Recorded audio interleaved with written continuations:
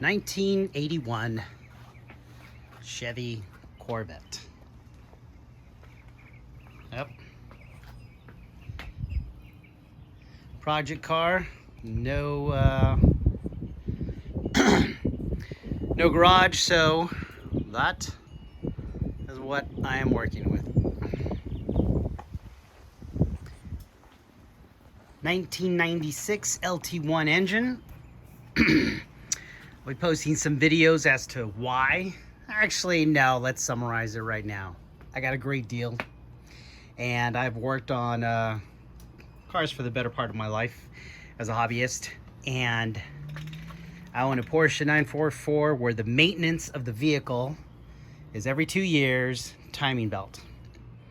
Every 4 years, timing belts and water pump.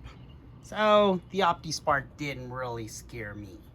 Figured if I do that every couple of years, and since the price of OptiSparks has gone down, it's not going to kill me. And eventually we'll do a OptiSpark delete. So how did we get here? Couple of infos on this. I'm not familiar with the Corvette. I wasn't familiar up until about 6 to 8 months ago. And even though I was familiar with Chevy, GM in general, I'm just a shade tree mechanic guy. I rebuilt a few engines, worked on some hard lines, never done the newer nylon braided. But I thought, you know what? I helped my brother with an Ellis swap, and I was amazed at the simplicity. I never dared to do it on a Porsche. When I saw how much you had to modify it, I just, you know, it wasn't, with the exception of the internals, it just didn't seem like the same car. And I wanted to do something to where I kept the same feel of it. And the reason for that is, well, I don't have to upgrade the brakes. I don't have to really upgrade the suspension. You can, but you don't have to. So I wanted to do something that would be a nice upgrade, but at the same time not lose the character of the vehicle. Just, like I said, just do an upgrade.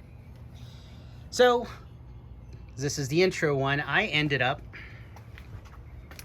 looking for a nice project car, a real POS that needed some love, but I didn't have to, you know, completely rebuild the chassis, tear out the floor plans and then weld them back on. I wanted something where I still had to do, I can say I did a lot. In my search, surprisingly, there's my 944 with my grandkid. I found two. That's a 1979. That one was a little bit more of a fixer-upper. This is the one, the 81, that I ended up going for. Front clip was already off. It's the upgraded fuel system that we did. The rear was in great shape, tinted windows all around. We took care of the chassis. It was rusted, so we treated it as best we could. I didn't do the control arms because I will be pulling them off, as it does require a bit of suspension. All right, so I'm going to be uploading the videos on how we got to here, and also hopefully where I'm at as well. Things to be done. Let's start with a couple of things there. As I showed you, suspension. I'll be pulling the A-arms and putting the new bushings all around. We need to bleed the brakes, and of course get some new brakes. I already also fixed the emergency brake when I first got this car. I don't think I did any videos, but the emergency brakes in the back, the components were completely shot. So I had a semi-good one here and a good one on the parts car, so I put them together, and then I bought a kit and then eventually fixed that. So the emergency brake finally works, but again, the calipers are on, but we're gonna need new brakes all the way around, and we're gonna need to bleed them. So there's a couple of things that we need to do. You saw the inside, so the inside, of course, we're gonna have to do the dash. The 79 that I showed you has the complete dash, but I'm still not sure because I also have a 77 dash. So I'm not sure how much I'm going to change or use. Definitely want to use to start the original center panel with all the gauges, but we may go custom. We're not there yet. This is or was a manual car, so I have actually fitted this, and I'm still debating whether I'm going to cut this, weld this on. That's just a plate that I took off the donor car, or if I'm going to rivet that, maybe just put silicone all the way around. The 81s were computer based, so we pulled the computer and the theft deterrent system. All right, the steering wheel, pulled this off a 82 that I found on the junkyard, so that guy's pretty set, but we do have to also, okay, let me stop because I'm getting annoying. Things that we need to do, the dash, the internals I mentioned. The wiring seems to be semi-sound. I was able to go through and kind of patch some things up. You'll see some tape around some of the wiring there, but also I had to purchase a new ignition switch. That's that little guy right there, because the one on here, I'm assuming this was replaced a long time ago before the project was underway, as I noticed the steering column was loose. But this ignition switch is for the 68 through 74, and the difference is this tab right here on the actual wires for the ignition. On the older ones, they didn't have this, so I could actually cut this out and it would work. However, I wanted to make sure that this was okay, and it was I wanted to make sure that I didn't have to make any adjustments to this guy. I'm customizing already too much as it is. So I bought the newer ignition switch for the column, and I figured, why not just take advantage and set that up? As you can tell, sorry, I hate when it shakes, but or maybe you can't see the screws there, but there's some screws on the side, and they were already loose and coming out, and that's a big problem. Some of these older GM vehicles, it's got two screws holding it together, and after use, the screws come loose, and the this little arm here that controls the ignition switch loosens it, and then it doesn't make contact. So when you're turning the key, you're not in the correct positions. So that'll be upgraded. Okay, we're going to be adding a new, okay, sorry about that. Let's keep going. So again, new dash, and again, we'll be putting all the AC. Still haven't decided if I'm going to upgrade that. I just wanted to give you an idea of what it looks like.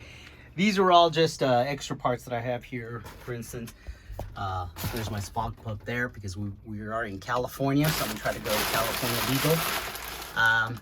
We had to do some repairs. I don't know if you'll be able to see that, but there's a crack right there. I already fiberglassed the other side. I might show a little video on how to do that, and this one we yet to do. I think I'm gonna be jumping all around, but as long as we're talking that repair, we're gonna kind of show you. Here's the repair that we had to do with the fiberglass, both corners. All right, so that's enough intro on the internals. Another reason why I chose the LT1 is because it's in a way, a direct drop-in. You put the original 350 motor mounts, and it drops right in, and the placement is pretty much perfect when it sits in there. I upgraded to a 4L60E transmission, so the automatic is going to be sitting there. Again, this was a manual car. The other car chassis is a automatic. Since this is a manual, we're still, I'm still taking off the clutch pedal and all its little extras there. So right now, where we stand is we identified all the wires from the original bulkhead. I've already started cutting into it.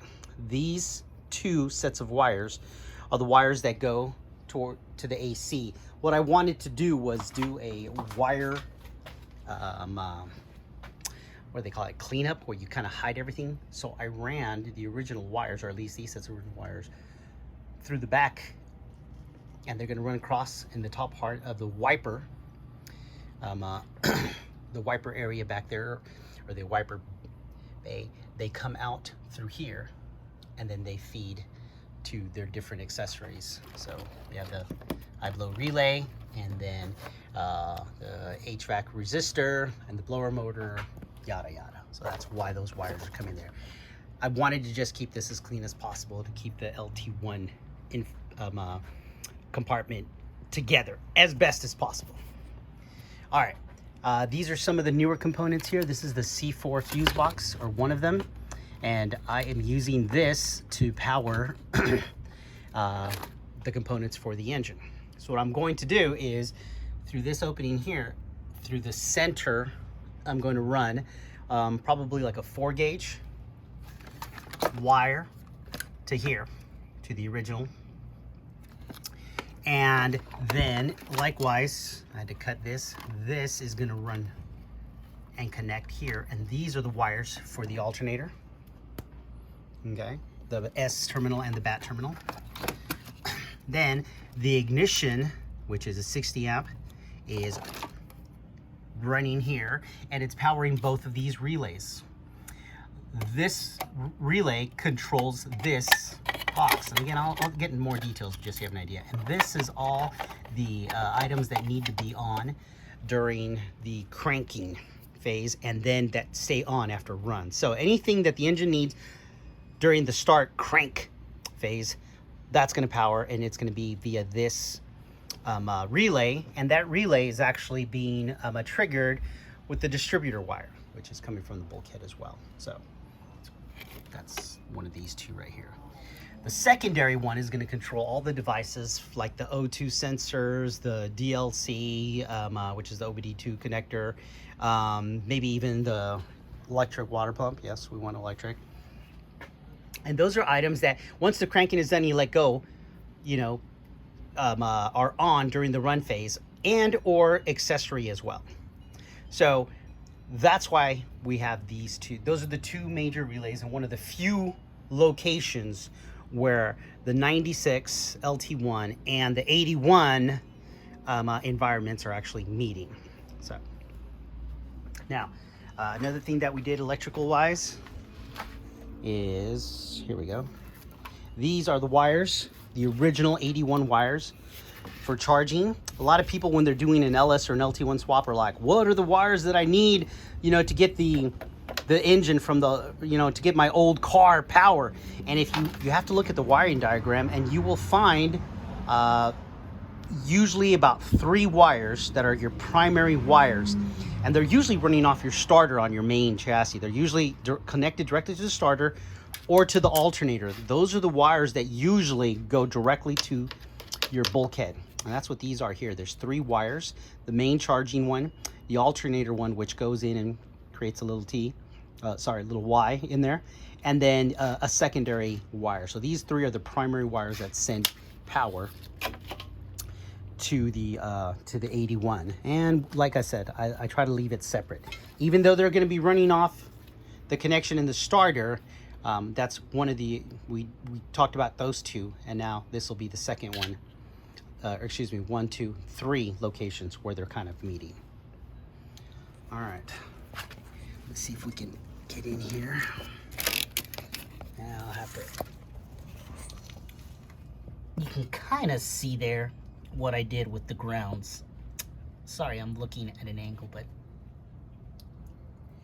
I made my own 2 grounds.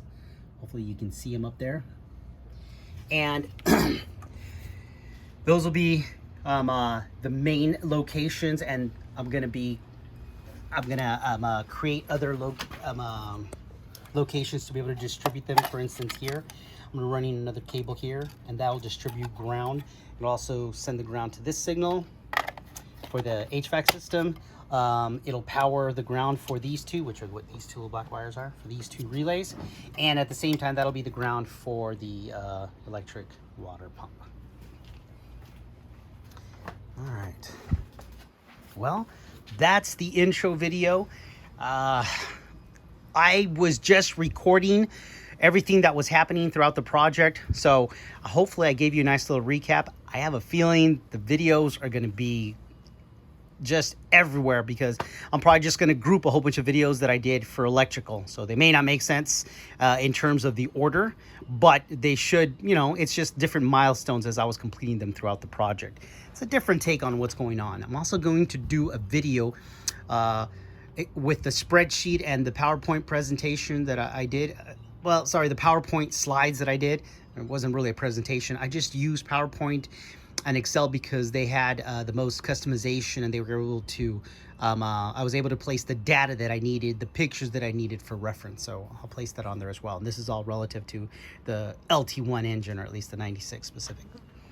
All right. Oh, you know what? Before I close, like I said, I went nylon braided. I haven't done this. I haven't terminated the last one, which is this guy is the return. This one is the supply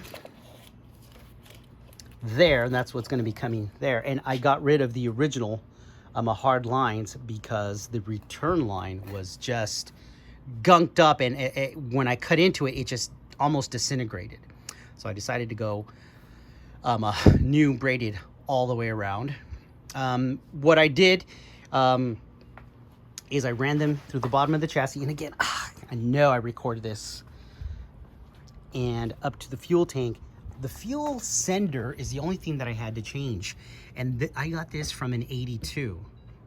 Another reason why I'm doing these or recording this video is because I hope I still have all these videos. Like I said, I started recording, gosh, 4 to 6 months ago, little by little. So, but this is an 82 fuel sender, and the difference between the 82 and all the other C3 fuel senders is in 82 they actually had a fuel pump.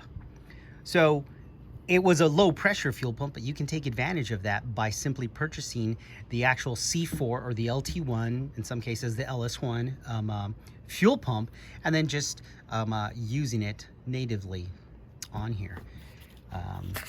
That's the original signal wires there, and what I did is on my car, let's see if I can put it out, there we go, is I bought the three-way connector, and then that's why you can tell that these wires look kind of the same. That's ground, signal, and power, and ground, signal, and power. So I created that so that way it would snap in, and I wouldn't lose the OE feel of the sender. All right. And these are rubber lines that go to a terminal of the AN6, which are about right here. So that way this part is still just rubber, AN6, and then there is a fuel filter. Let's see if I can get a shot of the fuel filter.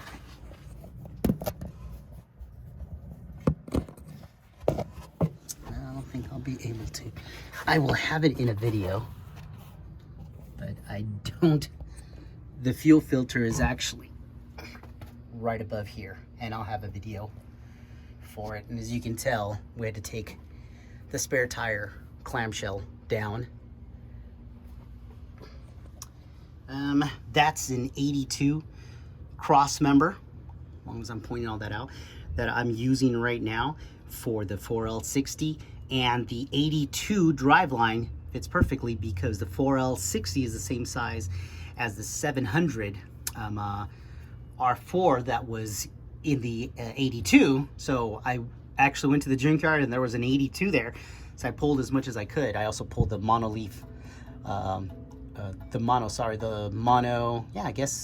spring that it's got, and I've left this on because I haven't felt the ride, so I want to be able to compare them. But anyways, 82 cross member, and then the driveline is still installed. That way I can test the shifting once everything's up and running.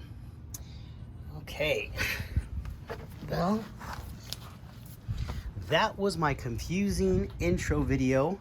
I was promising myself I would hit the 20-minute mark, and I think I'm just about there. Again, electric fuel pump. Oh, and you know what? We still have to do the steering. I believe what I'm gonna have to do is pull the pulley off and then custom fabricate a power steering line so that it connects directly, or not. I've been playing with the notion of just running this without power steering, but we'll see as it goes. So stick around. Thanks for watching. And yeah, hopefully enjoy what the monstrosity that this is going to be.